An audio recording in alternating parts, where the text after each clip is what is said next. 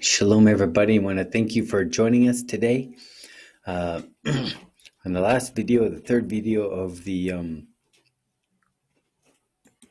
our series that we've been doing for the upcoming Rosh Hashana, my Rebbetzin Gabriela covered the third video, and this is the fourth video, and it's for the Elul preparation. Before we suggested that Malchiot, which is a declaring of God's kingship, is an expression of the idea that we are remembering Sinai. When we hear God's voice, we know He is our King. And it could be that the Zichronot, Shofrot, and Yom Hadim, or Hadin, are also a reaction to hearing God's voice. So let's start with the Zichronot, which is memory. We see how we can explain this. So we're going to go into a deeper explanation of Rosh Hashana, and we're going to talk about what role does memory play in Rosh Hashana. Does that to take us back to the Sinai experience? Okay, so we're going to go back to Sinai and really consider the experience. We talked in the last video about that experience from the perspective of accepting God's kingship or leadership.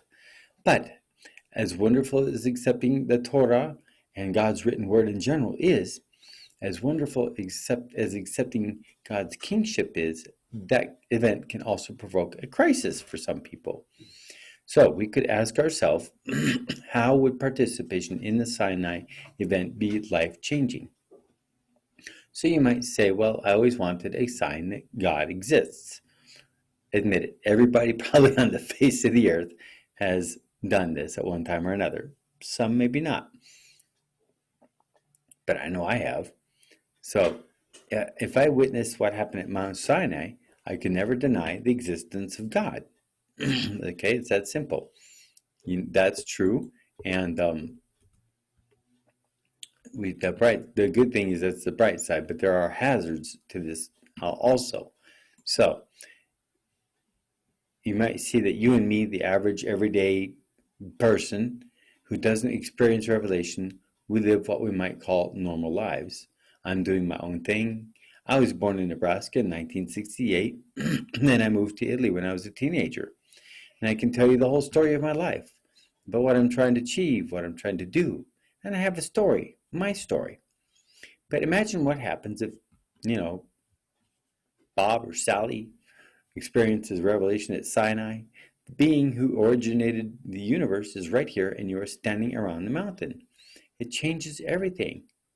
Who am I anymore? Am I so small in the face of the Master's immensity? Am I so overwhelmed that I am in danger of losing my entire sense of self? My little story, does it even matter anymore? That I moved to, Italy when I was 16? Okay, so, or, maybe somebody moved to New York when they were 13 and a half. So, okay, so this is the crisis. But if the Malchiot provokes, or the memory provokes that crisis, it also contains the seeds of an answer to it, and those seeds are known as zichronot, or the notion of God's memories. So let me explain by taking you into an exploration of the idea of memory. What does memory do? What exactly is its function? Sometimes I can tell you it keeps me sane in these crazy troubled times. I can look back on my childhood and think, wow, I had a great childhood. Sure beats what's going on now. But so you might say, well, it's obvious. Memory helps you remember if you want to just remember things. But memory does far more than that. It's actually the way we understand ourselves. We understand who we are. The identity itself is kind of wrapped up in the idea of our memories. And the reason is that memory is really about storytelling. You can tell your story to generations after you're gone. So when you remember things, you're actually connecting the dots between your various experiences, kind of, putting them together to form a story. And that's actually the only way you can remember anything. And people write books, memoirs, diaries, make videos, movies. It depends on how you want to put it out there. How easy would it be to remember 50, 75 disconnected things or 1,000 disconnected things? Just even what happened to you yesterday, for example. How many things do you think happened to you yesterday? There might have been 938 little things, but do you remember all of them the day after that? No, you don't. You remember what? Maybe 23, maybe, or more or less, maybe more if you're really got a good memory, maybe less if your memory isn't so great. Depends on also if you're tired or how you're feeling, etc. But how do you remember them? Because if I asked you about your day, you'd begin to tell me a story about your day, and you would kind of weave together these dots of your story into an actually one story, right? What happened to you generally yesterday? The story is memorable. It's just one thing. Yesterday we went to the park. First we went into the van. Then we were at the park, and our little daughter, she was on the swings. But then our son, Timmy, twisted his ankle when he got off the jungle gym. We took him to the emergency room, and thank God everything was fine, and we had the nicest nurse or the doctor. And when we came home, it was already way past lunch, so we stopped for a hamburger, and that's the story. When we remember our lives, we're not remembering 1,000 disconnected things we did. We're remembering a story that we tell ourselves, and our identity emerges from that story. So if you think about it, that means that some points in my life are going to be more important to this story than others. Let's say I'm a big fancy investment banker, and as I'm rushing out the door to work one morning, a daughter or my son or whoever spills orange juice or milk on the floor, and I clean it up before I go to work. So that might have happened, but in a way that I talk to myself about my life, it's a rather disconnected dot. It doesn't really contribute to the grand story of my life, at least the way I see it. So I might not even talk about it. But now here's another way to start thinking about the crisis of Malchiot that we talked about before. If there really is a king of this in this universe, and we know there is, maybe there's a grander story than the one I am telling myself. Maybe the creator has a story too, and I know he does. That's a scary notion if you think about it. I don't precisely know all of his story, right? What the creator's story, at least not in this world. I will probably learn a lot when I finally get home. And there was a good friend that once called me up, and it was actually on Erev Rosh Hashana, the day before Rosh Hashana. And he said something to me that I will remember all my life. He said, Harel, the trouble with life? The trouble with life is it doesn't come with the soundtrack.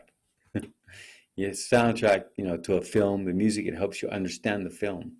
When you hear the swelling of the violins and the drums, something climatic is about to happen, but you don't necessarily know that in real life. You don't get to hear that kind of music to let you know, hey, something bad's going to happen in your life right now, or something really awesome. So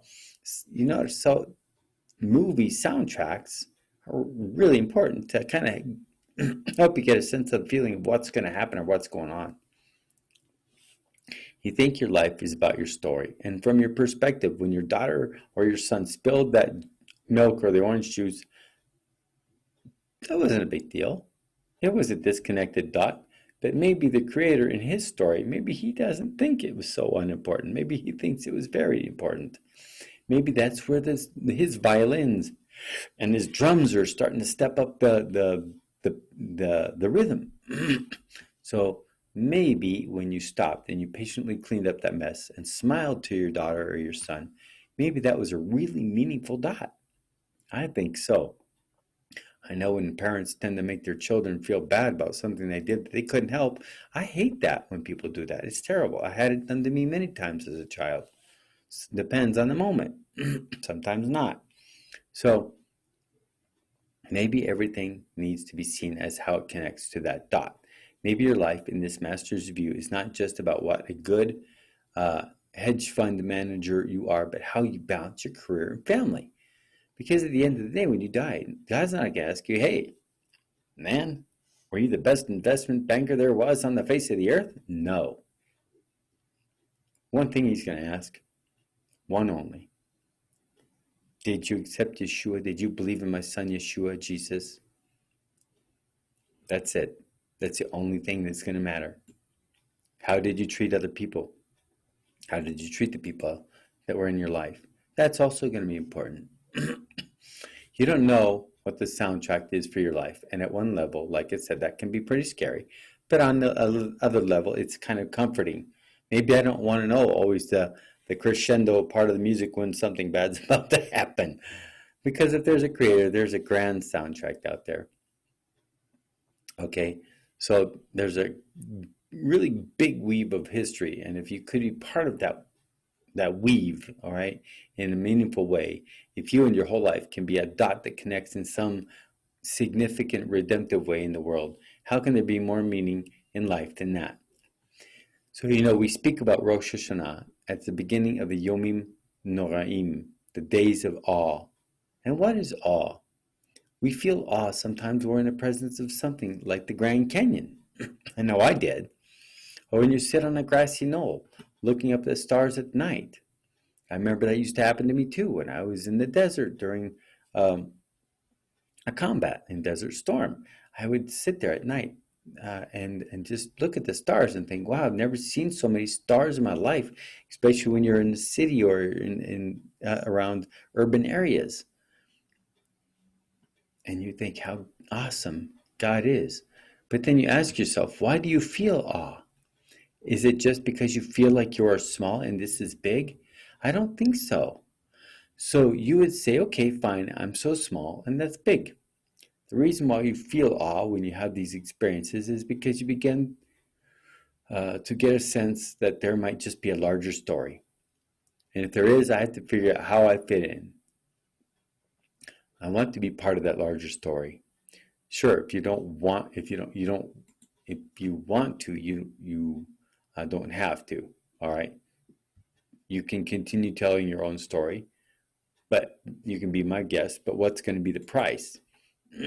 So, for those of you who read the book Harry Potter, which I don't like, but I have read actually all of them in the past, you can remember that moment when Harry is at platform 9 3/4. It's not 9 or platform 10. And he's trying to figure out where the train to Hogwarts is. It's his first time. He asks around and he asks somebody, a guy by the name of Joe, and Joe doesn't know. He says, I have no idea. I've never seen platform 9 3/4 before. So imagine you're Joe. All right. Here you are, you're Joe, you have your life, you're doing your own thing. And suddenly one day you figure out you're part of some big novel. There's a creator there and there's a big story. It's called Harry Potter. And you just got bumped into and asked which way the train is, a train you don't even know about. All right. I would like to prefer a different, but it's kind of an interesting point. Now, in that moment of revelation, when you see the creator and you realize there's a story here, Sinai moment, as it were, what do you want most deeply? It's like you feel like petitioning the author and saying, could I have a significant role in this story? I don't want to be just the guy who got bumped into to ask where the train is, or hey, which way to the where's Moses at, for example? How can I help? How can you take my life, my personality, my gifts, my track record, what I've done, and weave me into this story of yours? So yes, on the one hand, the Sinai moment, the encounter with kingship implies din, that is judgment. You're going to look at my life. You're going to see who I am. You're going to see my track record, what I've done. How can I contribute? But that's a glorious thing, that judgment. It's not the black robes at the birthday party. It's not judgment in order to be punitive and see what terrible things you deserve to be subjected to be paid back for all your sins. This judgment is a marvelous opportunity. It's my opportunity to be part of a grand unfolding story. So, is there a new way to explain Rosh Hashanah? It's incredible to think of judgment as an expression of our original closeness with God. It's a thought that gives us great hope that we can leave the guilt of Rosh Hashanah behind, but also we can approach Yom HaDin with a certain kind of reverence and even joy. It's an idea that promises to transform how we stand before God in the shul or in your congregation, wherever you're at, on Rosh Hashanah. So we will explore these ideas further on. For those of us who are in Yeshua, we know that we do not need to worry about our past, as Shaul or Paul said. Okay, do not look towards your past. You can use it as a reminder to see how far God has gotten you in your life once you've received Yeshua and that beautiful sense of just being forgiven. That's the most beautiful thing. So as believers in Yeshua, we have a whole new sense of Rosh Hashanah. We have that sense of forgiveness and the unfolding of our new story. Not part of our past, but God's awesome future for us. Thank you for joining us today, and we will continue with the next part number 5, next time. So thank you. Shalom.